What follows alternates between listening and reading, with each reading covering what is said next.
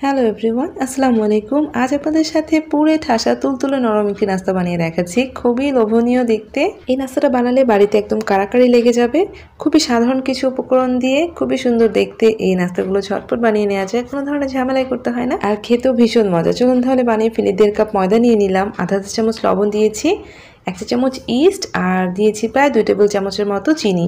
এখন এই শুকনো উপকরণটা মিশিয়ে নেওয়ার পরে এখানে আমি 1 কাপ পানি নিয়েছি, হালকা গরম পানি। অল্প অল্প করে পানি মিশিয়ে ডো তৈরি করে নিচ্ছি। পানিটা অবশ্যই একদম হালকা গরম হতে হবে, আর এখানে পুরো 1 কাপ পানি লাগবে না, অল্প অল্প করে পানি দিয়ে একটা ডো তৈরি করে নিতে হবে। অবশ্যই ডোটা একটু নরম করে বানাতে হবে। তো আমি হাত দিয়ে মথে নিচ্ছি আর অল্প অল্প করে পানি দিয়ে একটা নরম ডো বানিয়ে নিচ্ছি। এখানে কিন্তু 3/4 কাপ পানি লেগেছে, অর্থাৎ 1 কাপের কিছুটা কম পানি লেগেছে।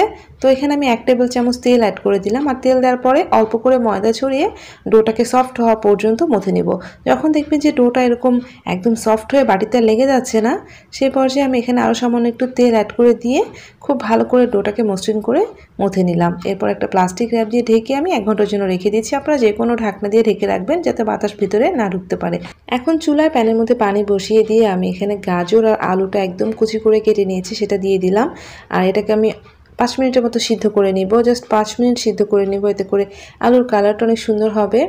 তো 5 মিনিট একটু ভাপিয়ে নেওয়ার পরে আমি আলুগুলোকে এভাবে তুলে নিচ্ছি। আলু আর গাজর একদম চিকন করে কেটে নিয়েছি, তবে আলুর পরিমাণটা বেশি দিয়েছি। প্যানে তেল দিয়ে দিলাম, তারপর দিয়েছি আধা চা চামচ রসুন বাটা। একটু নেড়েচেড়ে দিয়ে এর মধ্যে আমি পেঁয়াজ কুচি অ্যাড করে দিচ্ছি। একটু নেড়েচেড়ে পেঁয়াজটাকে ভেজে নিলাম। তারপর এখানে অ্যাড করে দিচ্ছি সামান্য একটু আদা বাটা, খুবই অল্প পরিমাণে আদা বাটা রসুন বাটাটা দিতে হবে। তারপর এর মধ্যে দিচ্ছি সামান্য একটু হলুদ গুঁড়া। নেড়েচেড়ে মিক্সড করে দেওয়ার পরে এর মধ্যে অ্যাড করে দিচ্ছি কাঁচামরিচ, অল্প পরিমাণে দিয়েছি, খুব বেশি ঝাল হবে না। তারপর ভাপিয়ে নেওয়া আলু আর গাজরটা দিয়ে দিলাম। আমি কিন্তু এখানে আলুর পরিমাণটা বেশি দিয়েছি আর গাজরের পরিমাণটা অল্প পরিমাণে দিয়েছি। তো নেড়েচেড়ে দিচ্ছি, পুরো আলু আর গাজরটাই দিয়ে দিলাম। এরপর লবণ দিলাম স্বাদ মতো। একটু নেড়েচেড়ে ভেজে নিচ্ছি, এতে করে আলু আর গাজরের ফ্লেভারটা ভালো হবে। একটু নেড়েচেড়ে দেওয়ার পরে যে আলু আর গাজরের সিদ্ধ করা পানিটা রয়েছে সেটা অল্প করে দিলাম। এখন আমি ঢেকে বসিয়ে রাখছি যতক্ষণ না আলুটা পুরোপুরি সিদ্ধ হচ্ছে। চুলার আঁচটা কমিয়ে দিয়ে রান্না করে নিলাম। এখন কিন্তু আলু আর গাজরটা একদম নরম হয়ে গিয়েছে, পানিটাও শুকিয়ে গিয়েছে। তো এখন এই মাঝখানটা দেখেন এইভাবে একটু ফাঁকা করে নেওয়ার পরে এখানে একটা ডিম ভেঙে দিলাম, আর ডিমের মধ্যে 1 চিমটি লবণ দিয়েছি।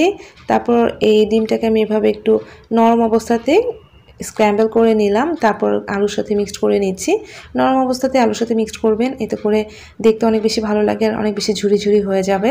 খুব ভালো করে নেড়ে চেড়ে দেওয়ার পরে এখন এর মধ্যে আমি দিচ্ছি ধনেপাতা কুচি, আর এটা আমি 3-4 মিনিটের মতো এভাবে ফ্রাই করে নিয়েছি যাতে এক্সট্রা পানিটা শুকিয়ে যায়। তো নামিয়ে ঠান্ডা করে নেওয়ার পর এদিকে দেখেন 1 ঘন্টা হয়ে গিয়েছে, ডোটা অনেকটা ফুলে গিয়েছে। ডোয়ের বাতাসটা বের করে নিয়ে এখন আমি ডোটা থেকে 6টার মতো লেচি কেটে নিব। তো 1.5 কাপ ময়দায় আমি 6টা লেচি কেটে নিচ্ছি। আর অবশ্যই ডোটা আপনারা নরম করে বানাবেন, তাহলে কিন্তু নাস্তাগুলো তুলতুলে নরম হবে, মুখে দিলেই মিলিয়ে যাবে। তো 6টা লেচি কাটার পরে এরপর উপর দিয়ে আমি 1 চা চামচের মতো তেল দিয়েছি, খুব বেশি না, জাস্ট 1 চা চামচ তেল দিয়ে হাত দিয়ে ঘুরিয়ে ঘুরিয়ে এরকম বল বানিয়ে নিচ্ছি বা ছোটো ছোটো বানের শেপ দিয়ে দিচ্ছি। তো তেল লাগিয়ে নিলে হবে কি, এগুলো অনেক সফট হয়ে যাবে আর একটা গায়ের সাথে আরেকটা লেগে যাবে না। তো একটা বান নিয়ে আমি এভাবে মোটা করে ফ্ল্যাট করে নিচ্ছি, একটু গোল সাইজের একটা করে নিলাম। এর জন্য কিন্তু বেলনার প্রয়োজন হয় না, হাত দিয়ে এভাবে গোল করে নেওয়া যায়। তারপর পুরটা দেওয়ার পরে মুখটা নিচের দিকে খুব ভালো করে বন্ধ করে দিচ্ছি। এরকম বানের শেপ দিয়ে আমি সবগুলো বানিয়ে নিচ্ছি। আর অবশ্যই মুখটা ভালো করে সিল করবেন। আর এভাবে পুরটা আপনাদের পছন্দ মতো দিবেন, একটু বেশি করে দিবেন, কারণ এই পুরটা খেতে অনেক মজা হয়ে থাকে। আমি সাধারণত বাসায় রুটি কিংবা পরোটার সাথে এই পুরটা বানিয়ে থাকি।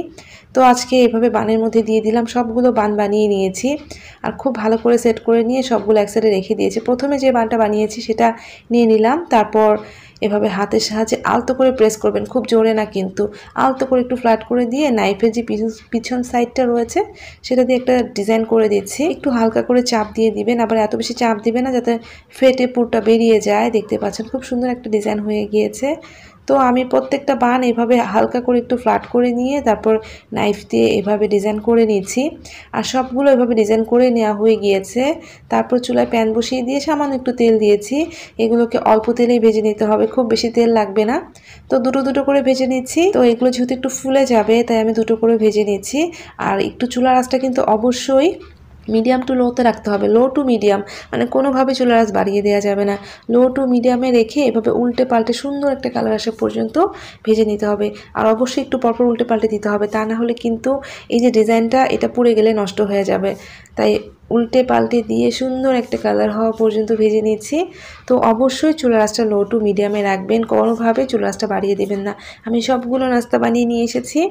দেখতে পাচ্ছেন এগুলো দেখতে কতটা সুন্দর হয়েছে। এগুলো বানানোর পরে বাড়ির সবাই একদম কাড়াকাড়ি করে খেয়ে নিবে। সকাল কিংবা বিকালের নাস্তা কিংবা বাচ্চাদের টিফিনে আপনারা কিন্তু এগুলো সহজেই বানিয়ে দিতে পারেন। কোনো প্রকার ওভেনের প্রয়োজন নেই। তুলতুলে নরম এই বানগুলো খেতে ভীষণ মজা হয়ে থাকে। দেখতে পাচ্ছেন কতটা নরম হয়েছে। আশা করছি রেসিপিটা ভালো লেগেছে। বাড়িতে অবশ্যই বানিয়ে নেবেন। আর ভালো লাগলে রেসিপিটাতে লাইক দিয়ে প্লিজ চ্যানেলটাকে সাবস্ক্রাইব করে সাথে থাকবেন। সবাই ভালো থাকবেন। আল্লাহ হাফেজ।